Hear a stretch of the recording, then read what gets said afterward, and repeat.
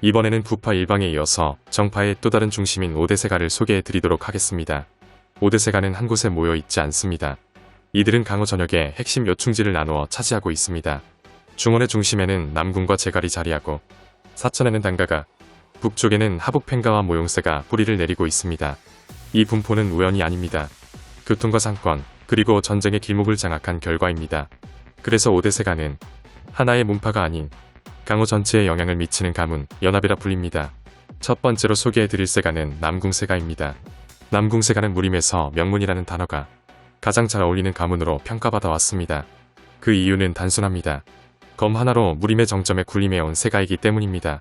안위성 천주산을 근거지로 한 남궁세가는 철저한 혈통 중심의 가문이며 검을 통해 권위를 증명해온 정통 검가입니다. 남궁세가의 무공에는 창궁, 천외처럼 하늘을 뜻하는 단어가 자주 등장합니다. 이는 곧 남궁의 검이 인간의 기술을 넘어 하늘의 위엄을 담아내고자 했음을 의미합니다.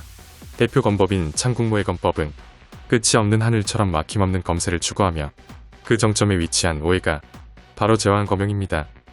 남궁세가를 다룬 작품 가운데 가장 대표적인 두 작품은 남궁세가의 제천대성과 남궁세가를 다시 위대하게입니다. 남궁세가의 제천대성은 제천대성 손오공이라는 신화적 존재를 통해 몰락해가던 남궁세가를 다시 무림의 중심으로 끌어올리는 작품입니다. 이 작품에서 남궁세가는 검거 무공 그리고 명문의 위엄을 여전히 간직한 가문으로 그려집니다.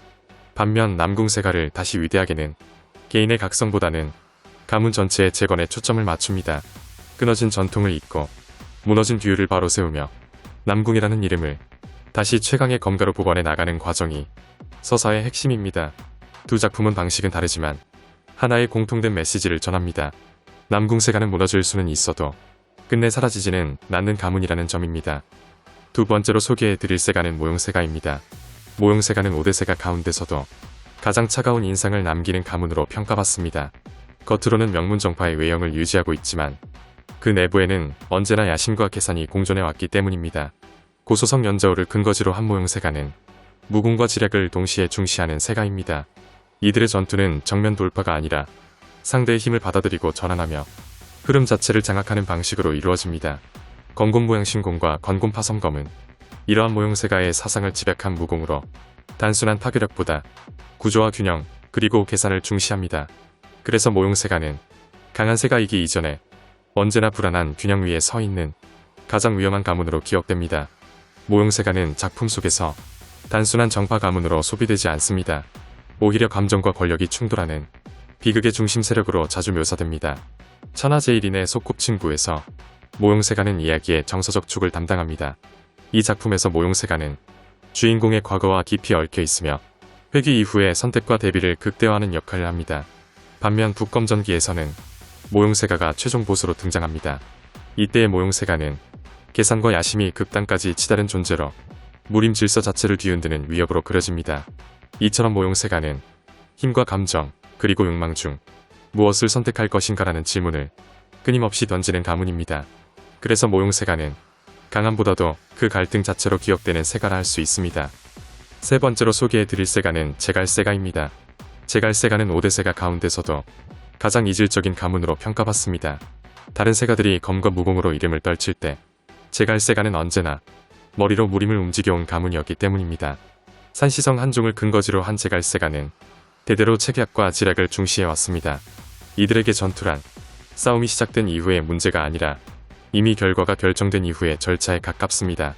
대표 무공인 대천성신공과 대천성검법 역시 이러한 성향을 그대로 반영합니다.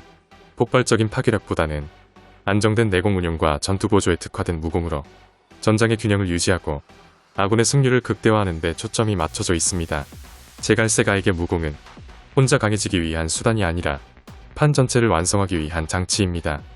짜장 한 그릇의 제갈세가 대릴 사위는 제갈세가의 힘이 드러나지 않아도 판을 움직일 수 있음을 보여주는 작품입니다. 겉보기에는 가볍지만 이야기의 중심에는 언제나 제갈세가의 계산이 놓여 있습니다. 제갈세가 대종사는 판단과 설계로 무림을 지배하는 제갈세가의 본질을 가장 전공법으로 그린 작품입니다. 싸움보다 앞서는 선택이 곧 제갈세가의 힘임을 보여줍니다. 또한 나노마신, 낙향문사전, 북검전기와 같은 작품들에서도 제갈세가는 무림의 균형주의자 조정자로 등장합니다. 강자가 지나치게 치우치지 않도록, 판이 무너지지 않도록 뒤에서 흐름을 바로잡는 존재입니다.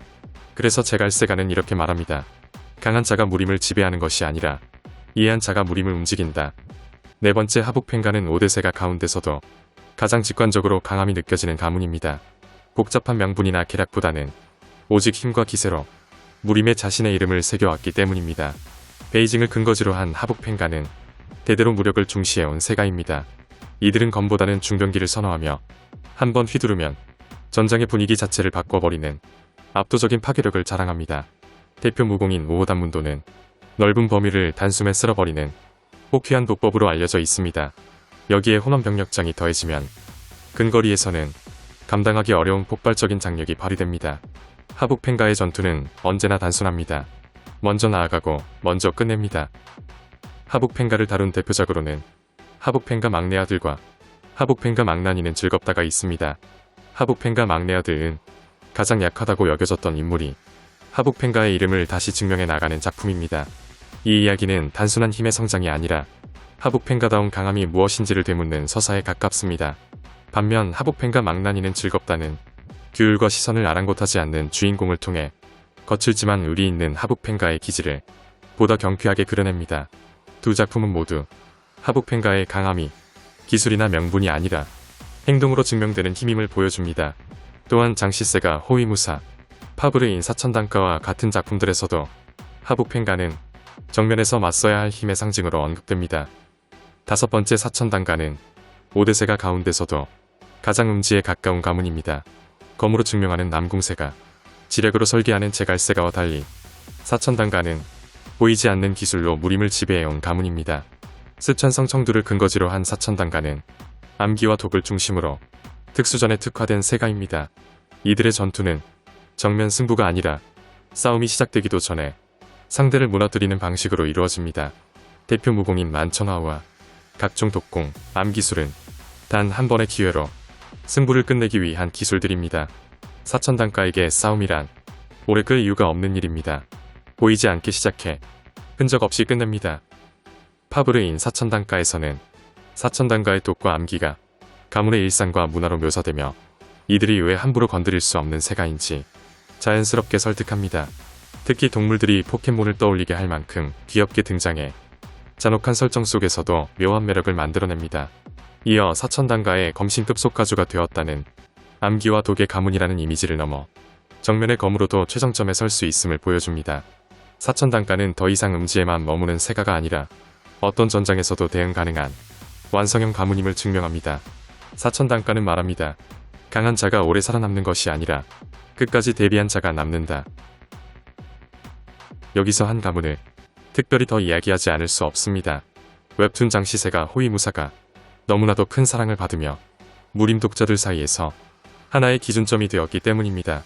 오대세가의 계보와는 다르지만 이 작품을 통해 장시세가는 더 이상 번외가 아닌 반드시 언급해야 할 이름이 되었습니다.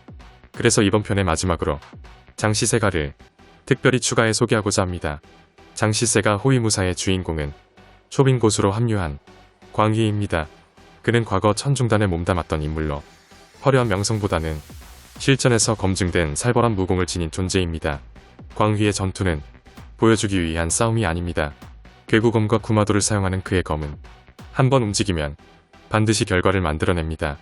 장시세가는 광희를 중심으로 초빙된 고수들 그리고 개방 하우문 사천단가와의 연계를 통해 석가장에 맞서는 반격을 시작합니다. 이 작품이 특별한 이유는 한 명의 천재가 아니라 무너져 가던 세가가 사람과 선택으로 다시 일어서는 과정을 그려내기 때문입니다. 지금까지 무림의 질서를 지켜온 정파 981방과 오대세가를 살펴보았습니다. 그러나 무림은 언제나 정예만으로 유지되지는 않았습니다. 질서가 있다면 그 틈을 파고드는 힘도 존재하기 마련입니다. 다음 편에서는 정파의 그림자에서 성장한 존재들 사파와 사교에 대해 이야기해보겠습니다. 무림의 또 다른 얼굴, 그 어둠 속으로 함께 들어가 보시죠.